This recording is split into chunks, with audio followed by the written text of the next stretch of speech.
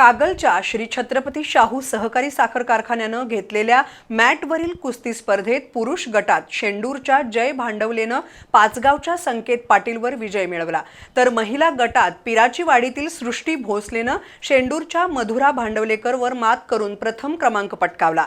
4 दिवस चाललेल्या कुस्ती स्पर्धेतील अंतिम लढती आज कारखाना कार्यस्थळावर पार पडल्या।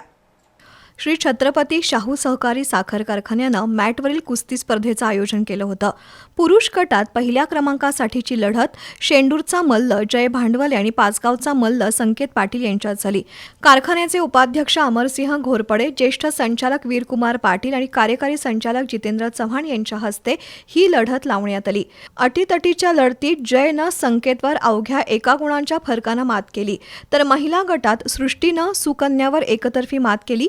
कारखान्याचे उपाध्यक्ष अमरसिंह घोरपडे, ज्येष्ठ संचालक आणि कर्नाटकचे माजी ऊर्जा राज्यमंत्री वीरकुमार पाटील, युवराज पाटील, सुनील मगदूम, कार्यकारी संचालक जितेंद्र चव्हाण यांच्या हस्ते बक्षीस वितरण करण्यात आलं। यावेळी कारखान्याचे आजी-माजी संचालक, शाहू ग्रुपमधील विविध संस्थांचे पदाधिकारी आणि कुस्ती शौकीनांची मोठी गर्दी होती।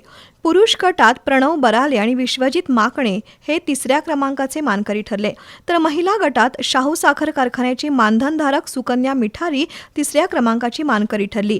यंदा महिला आणि पुरुष यांच्या विविध 38 गटांमध्ये स्पर्धा झाल्या, त्यामध्ये 425 मल्लांनी सहभाग घेतला। स्पर्धेच्या नेटक्या नियोजनाबद्दल कुस्ती शौकीनांनी संयोजकांचं कौतुक केलं।